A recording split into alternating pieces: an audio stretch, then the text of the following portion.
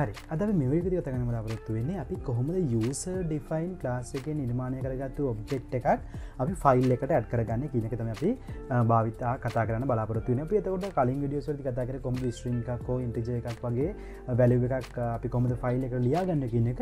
අපි මෙතනදී කතා කරන්න බලාපොරොත්තු වෙන්නේ කොහොමද අපි file එකකින් object එකක් අපි create කරගත්තු class එකකින් class එක නිර්මාණය කරගත්තු object එකක් අපි කොහොමද file එකට add කරගන්නේ. ඒ add කරගත්තු data එකක් file එකෙන් read කරන්න කොහොමද කියන එක තමයි අපි මේ වීඩියෝ එකේදී ප්‍රධාන වශයෙන් කතා කරන්න බලාපොරොත්තු වෙන්නේ. ඒතකොට මේක ගැන කතා කරද්දී ඔයාලා අනිවාර්යෙන් දැනගන්න ඕන කරුණ තමයි අපි මෙතනදී භාවිතා කරන්න යන්නේ object input stream සහ object output stream කියන streams දෙක තමයි භාවිතා කරන්න යන්නේ. object output stream එක අපි භාවිතා කරනවා අදාළ object එක file එකට ලියන්නත්, object input stream එක පාවිච්චි කරනවා අපි අදාළ object එක file එකෙන් read කරලා ආයෙ නැවත වාරයක් අපේ ප්‍රයෝජනය සඳහා ලබා ගන්නත් අපි ඔන්න ඔය කියන input streams දෙක භාවිතා කරනවා. අතකට මම මෙතනදී මුලින්ම නිර්මාණය කරගත්ත කා කියලා class එකක්. කා කියන class එක අපි නිර්මාණය කරගත්ත අපිට ප්‍රධාන වශයෙන් අපිට instant variables තුනක් බලා ගන්න පුළුවන්.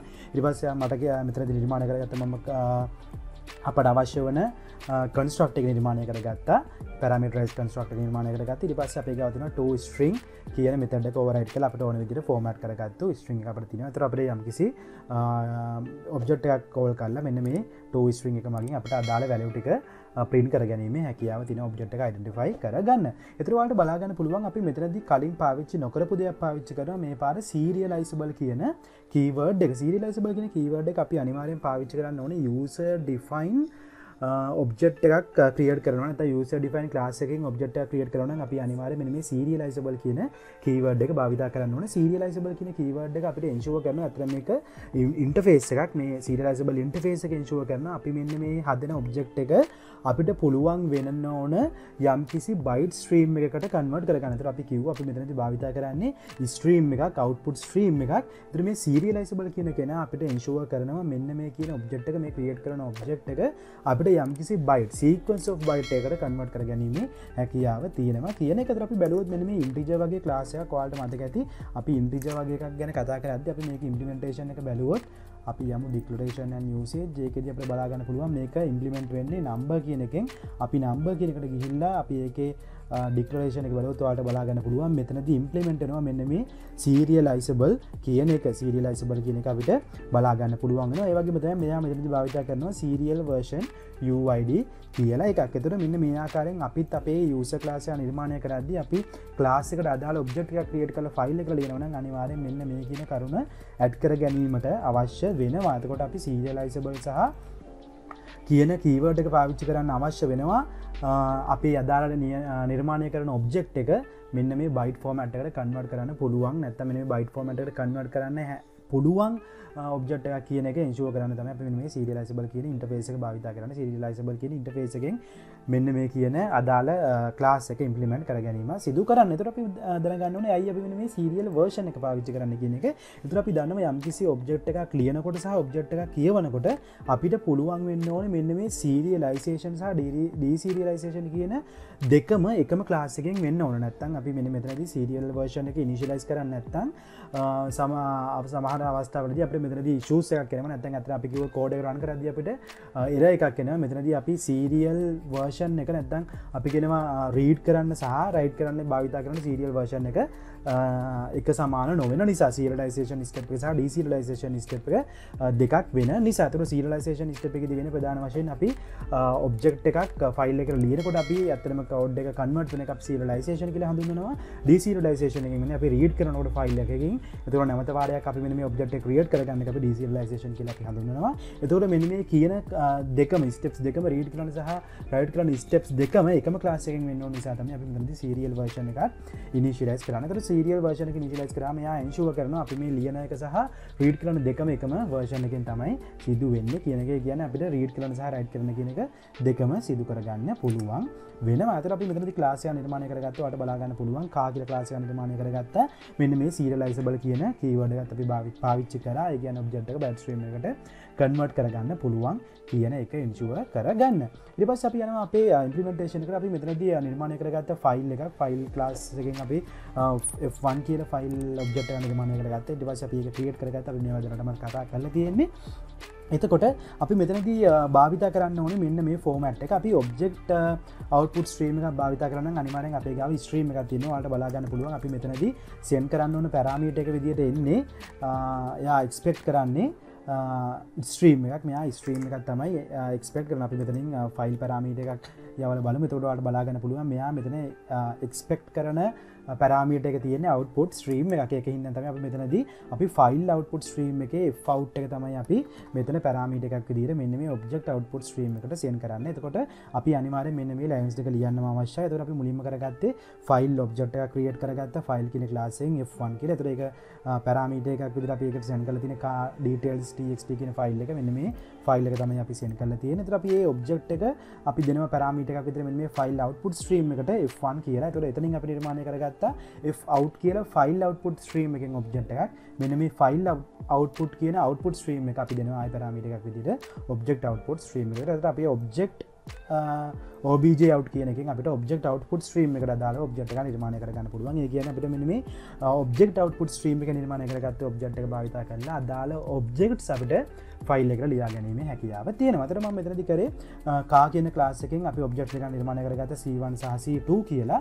එතකොට අපි මේකේ inputs දීලා තියෙනවා weight එක, height එක සහ Toyota කියලා brand එක, model එක අපි දීලා තියෙනවා. මෙන්න මේ ආකාරයෙන් object එකක් create කරගෙන මම මෙතනින් මෙන්න මේ obj out .write object කියන මෙතඩ එක භාවිච්චි කළ කරන මම අදාළ ඔබ්ජෙක්ට් එක ෆයිල් එකට ලියා ගැනීමක් සිදු කරන්න. අපි මෙතනදී භාවිත කරන්න ඕන මෙතඩ් එක තමයි write object කියන මෙතඩ. write object කියන මෙතඩ් එක එන්ෂුවර් කරනවා අපි මෙතනදී ඔබ්ජෙක්ට් එකක් තමයි ෆයිල් එකට ලියන්නේ කියන එක. ඒතර ඊට පස්සේ මෙතනදී ෆයිල් එක ලියුවට පස්සේ අපි මෙන්න මේ දෙකම ක්ලෝස් කර ගැනීමක් සිදු කරා.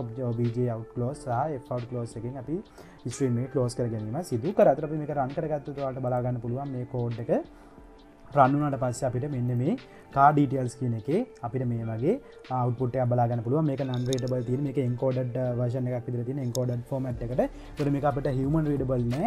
ඒ වුණාට මේක JVM එකෙන් read කර ගන්න පුළුවන් විදිහට තමයි මෙතන save වෙන්නේ. එතකොට අපි බලමු අපි ෆයිල් එකක් ලියාගත්තු ෆයිල් එක දැන් අපි read කර ගැනීමට අවශ්‍ය වෙනවා. ඒතකොට read කර ගැනීමට අවශ්‍ය නම් අපි අනිවාර්යෙන් පාවිච්චි කරන්න වෙනවා අපිට input stream එකක් අපිට පාවිච්චි කරන්න වෙනවා. ඒතර මම මෙතනදී input stream එකක් මුලින්ම නිර්මාණය කරගත්තා. අපේ රීඩ් කරගන්න ඕන ෆයිල් එකේ පැරාමීටර් එකක් විදිහට සෙන්ඩ් කරගෙන. ඒතර fin කියන මෙතනදී ෆයිල් ඉන්පුට් ස්ට්‍රීම් එකෙන් නිර්මාණය කරගත්තු අපි ඔබ්ජෙක්ට් එකක්. ඒතර අපි දන්න අපේ ඔබ්ජෙක්ට් ඉන්පුට් ස්ට්‍රීම් එකෙන් තමයි අපි ෆයිල් එක රීඩ් කරගන්න යන්නේ. ඒ වුණාට අපි දන්නවා අපිට මෙතනදී පැරාමීටර් එකක් අවශ්‍ය වෙනවා ඉන්පුට් ස්ට්‍රීම් එකක. ඒතර ඉන්පුට් ස්ට්‍රීම් එකට අපිට දෙන්නේ ෆයිල් ඉන්පුට් ස්ට්‍රීම් එකක්. මොකද අපි ෆයිල් එකකින් තමයි ඔබ්ජෙක්ට් එක රීඩ් කරන්න යන නිසා. ඒතර ෆයිල් එකක් තමයි අපි පැරාමීටර් එකක් විදිහට මෙතනදී ෆයිල් ඉන්පුට් ස්ට්‍රීම් එකක් තමයි පැරාමීටර් එකක් විදිහට අපි මෙතනදී ඔබ්ජෙක්ට් ඉන්පුට් ස්ට්‍රීම් එකට සෙන්ඩ් කරන්න. ඒතර ඔයාලා බලාගන්න පුළුවන් fin එකට තමයි අපි පැරාමීටර් එකක් විදිහට මෙතනදී සෙන්ඩ් කරලා තියෙන්නේ. ඒතර මම මෙතනදී ක්‍රියේට් කරගෙන තිනවා obj in කියලා ඔබ්ජෙක්ට් එකක්. ඔබ්ජෙක්ට් ඉන්පුට් ස්ට්‍රීම් කියන ක්ලාස් එකෙන් ඔයාලට බලා ගන්න පුළුවන් obj in කියන කීවර්ඩ් එකක් තමයි අපි පාවිච්චි කරලා තියෙන ඔබ්ජෙක්ට් එක. ඒතර මේ ඔබ්ජෙක්ට් එක පාවිච්චි කරලා තමයි අපි මෙතනදී ඔබ්ජෙක්ට් රීඩ් කර ගැනීමට යන්නේ. ඒතර අපි මෙතනදී රීඩ් කරගන්නවා obj.in.read object. ඒතර මෙතනදී පාවිච්චි කරන්න ඕන ඉම්ප්ලිමෙන්ටේෂන් එක තමයි නැත්නම් අපි මෙතඩ් එක තමයි අපි පාවිච්චි කරන්න ඕන read object කියන මෙතඩ් එක. ඒතර අපි මෙතනදී output object input stream එකේදී නිර්මාණය කරගත්තු ඔබ්ජෙක්ට් එක පාවිච්චි කරලා තමයි අපි මේ read object කියන කීවර්ඩ් එක පාවිච්චි කරන්නේ. ඒතර අපි මෙතනදී ඔබ්ජෙක්ට් එක read කරද්දී අපි අනිවාර්යෙන් type cast කර ගැනීමට අවශ්‍යයි. මේක type cast කරගන්න අපි car කියන ක්ලාස් එක භාවිත කරලා අපි car කියන ක්ලාස් එකෙන් තමයි මේක type cast කරගෙන අපි C1 කියලා variable එක initialize කරලා අපි මේක print කරගත්තොත් අපිට බලා ගන්න පුළුවන්.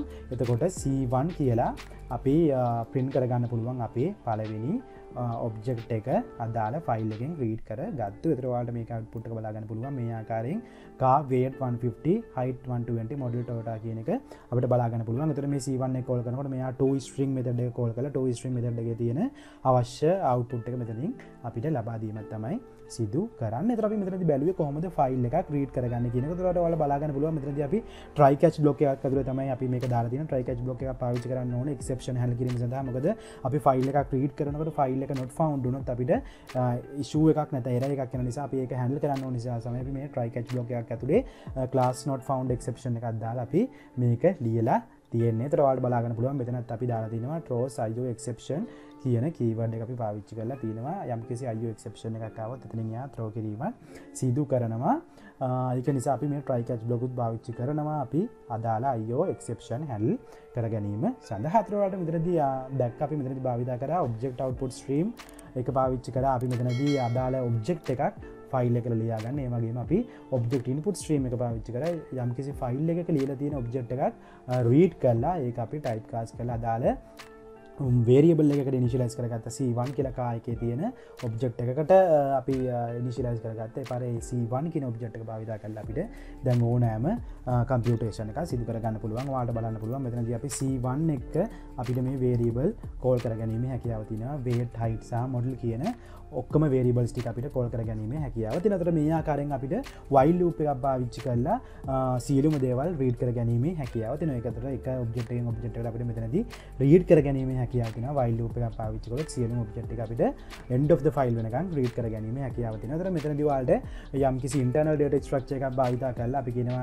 array වගේ එකක් array list එකක් හෝ link list එකක් පාවිච්චි කරලා අපිට නැවතත් මේ ෆයිල් එකේ තියෙන ඔබ්ජෙක්ට් එකක් array list එකට වගේ add කරගැනීමේ හැකියාව තියෙනවා. අතට ඒ වගේ එකකින් අපිට ටෙම්පරරි මෙමරි එකට සේව් කරලා අපිට අදාළ කම්පියුටේෂන් හෝ මැනිපියුලේෂන් ටික අපිට සිදු කර ගැනීමේ හැකියාව තියෙනවා. අපි ඊළඟ වීඩියෝ එකේදී කතා කරමු අපි කොහොමද මෙන්න මේ array list එකක් සහ object input stream කියන දෙකම භාවිත කරලා අපි temporary memory එක තියෙන එකක් secondary memory එකට දාගන්නේ කොහොමද සහ secondary memory එක තියෙන එකක් temporary memory එකට දාගෙන අපි කොහොමද computations සිදු කරන්න කියලා අපි ඊළඟ වීඩියෝ එකේදී බලමු.